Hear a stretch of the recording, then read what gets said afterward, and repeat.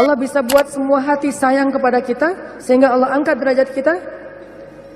Allah mengangkat derajat seseorang, merendahkan yang lain. Tiba-tiba semuanya jadi simpatik sama kita, respect sama kita. Mudah banget buat Allah.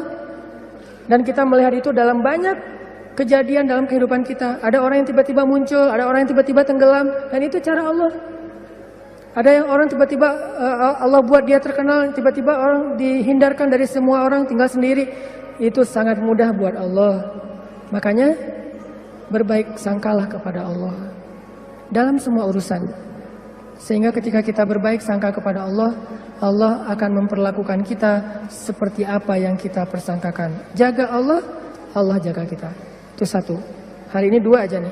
Gimana maksud jaga Allah sehingga Allah jaga kita? Satu, berbaik sangka. Kedua, arti jaga Allah, Allah jaga kita ada di Al-Baqarah. Fadhkuruni azkurkum. Ingatlah Allah ketika kita senang, nanti Allah ingat kita ketika kita susah. Itu ayatnya. Walaupun terjemahannya nggak sejelas itu. Terjemahannya ingat aku ingat kamu. Tapi tafsirnya, maksudnya ingat aku ketika kamu lagi senang, ketika kamu lagi lapang, ketika kamu merasa nggak butuh. Nanti aku akan ingat kamu ketika kamu lagi susah, lagi sempit, lagi butuh. Fadhkuruni adzkurkum. Jangan cuma ingat Allah pas kita butuh. Sehingga nanti Allah baru akan ingat kita di kebutuhan berikutnya. Karena Allah membalas perbuatan kita, bukan langsung waktu itu. Jadi kalau kita mau ditolong ketika susah, jadilah orang yang selalu mengingat Allah ketika kita senang. Lagi nggak ada masalah nih, tetap ingat Allah. Gimana ingat Allah ketika kita lagi senang? Bersyukur ketika dapat nikmat, alhamdulillah ini nikmat dari Allah. Diingat, Allahnya tuh dimention terus, di tag terus. Sehingga ketika nanti kita kekurangan, Allah akan bilang, itu hambaku lagi kekurangan, aku bantu deh. Karena ketika aku kasih dia nikmat, dia ingat aku. Begitu dia punya masalah, aku akan ingat dia. Apa contohnya? Contohnya, ada seorang laki-laki, ini cerita Nabi nih, hadis, tapi hadisnya dalam bentuk cerita. Ada seorang laki-laki lagi musafir di zaman sebelum zaman Nabi, mungkin di zaman Nabi Isa atau zaman Nabi sebelumnya, tidak disebutkan. Yang jelas umat terdahulu, Bani Israel. Ada seorang laki-laki lagi jalan, di tengah jalan dia ngelihat ada segumpal awan yang bentuknya aneh. Awan ini awan yang sangat gelap, warnanya abu pekat, benar-benar mau hujan deras, tapi ukurannya nggak besar, ukurannya seukuran satu petak sawah doang gitu. Dia perhatiin, ini awan kok aneh, yang lain cerah, tiba-tiba ada satu awan kayak gitu. Nggak lama dia memperhatikan, terdengar suara dari langit berbicara kepada awan, dan dia dengar suara itu. Apa kata-kata dari langit? Ya ghamam, Iski mazra'ata fulan bin fulan. Wahai awan, turunkanlah hujanmu ke sawah fulan bin fulan. Fulan bin fulan ini disebutkan namanya.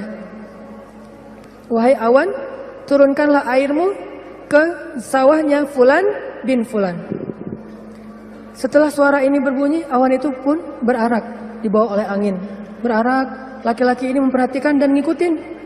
Kan tadi dia penasaran kan, dia kepoin mau kemana nih awan, ikutin tuh awan. Terus setelah sekian lama dia ikutin, awan itu pun berhenti di atas sebuah petak sawah, di antara banyak petak sawah. Jadi ada persawahan, awan itu berhenti di salah satu petak sawah. Tiba-tiba turun hujan lokal, cuman di petak sawah itu aja, yang lain tetap kering, yang itu basah. Ini di tengah musim kemarau, ada awan yang turun hujannya cuma di satu petak sawah. Diperhatiin, aneh juga nih hujan lokalnya. Sampai akhirnya awannya hilang, hujannya reda. Setelah itu muncul seorang laki-laki dari petani yang datang ke sawah itu berteriak, Allahu Akbar, Allahu Akbar, Alhamdulillah, Alhamdulillah. Kemudian laki-laki musafir ini pun mendekat. Dia tanya, Pak, ini sawah punya siapa? Kata laki-laki itu, punya saya, alhamdulillah Allah kasih air. Terus laki-laki ini bertanya, Bapak namanya siapa? Dia sebutkan namanya seperti nama yang didengar tadi di langit. Berilah air ke dalam sawah fulan bin fulan. Nama saya fulan bin fulan. Masya Allah, ternyata orang inilah yang dimention dari langit tadi itu kepada awan. Terus musafir ini bertanya, Pak, dia cerita kejadiannya. Tadi saya ngelihat awan, mendengar suara dari langit, lalu awan itu menurunkan hujan hanya di petak sawah Bapak. Apa yang Bapak lakukan sehingga Allah mengistimewakan Bapak? Kenapa Allah memberikan air hanya ke sawah Bapak, sementara yang lain tetap gersang? Apa yang Bapak lakukan? Kata laki-laki ini, kalau saya habis panen, dapat nikmat nih, panen raya. Kalau saya lagi panen, saya selalu membagi harta saya menjadi 3 bagian. 1 bagian saya berikan kepada fakir miskin sebagai bentuk syukur. Ingat Allah berarti. 1 bagian lagi saya berikan kepada keluarga saya sebagai kewajiban, nafkah. Dan 1 bagian lagi saya jadikan sebagai modal untuk membeli benih-benih berikutnya. Diputar lagi tuh uang. Ternyata Allah ridho dengan apa yang dia lakukan. Dialah orang yang ketika senang ingat Allah, nggak lupa sama Allah. Sehingga ketika dia susah, musim kemarau, musim kering, nggak ada hujan, Allah ingat dia. Begitulah Nabi berkisah tentang laki-laki ini.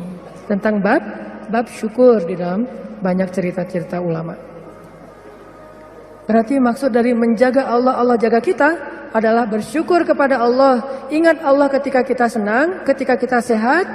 Nanti Allah juga akan ingat kita ketika kita susah, ketika kita sakit. Minimal ingatnya dalam bentuk Alhamdulillah, ini anugerah dari Allah. Alhamdulillah, ini karunia dari Allah. Jangan lupa. Sehingga kalau kita dapat nikmat, jangan bangga diri dulu, jangan besar kepala dulu, tapi mention Allah dulu. Alhamdulillah, ini nikmat dari Allah. Sehingga nanti kalau kita butuh Allah, Allah akan ingat kita. Dan itu berlaku dalam semua masalah kehidupan kita. Satu cerita lagi, gimana Allah ingat hambanya yang ketika normal ingat Allah. Cerita yang populer tentang 3 orang yang terkurung di dalam gua. Gimana mereka bisa selamat? Lagi jalan, touring, tiba-tiba badai. Masuk ke dalam gua, berlindung. Karena badai akhirnya terkurunglah di dalam gua. Lagi touring tuh. Bahkan mungkin motornya ketinggalan di luar. Karena tadi pas buru-buru ya masuk ke dalam gua, motornya ditaruh di luar, terus mereka longsor. Gimana 3 orang ini bisa selamat dari kurungan gua? Dengan berdoa, ya Allah, dulu saya kayak gini. 1, berbakti kepada ibu.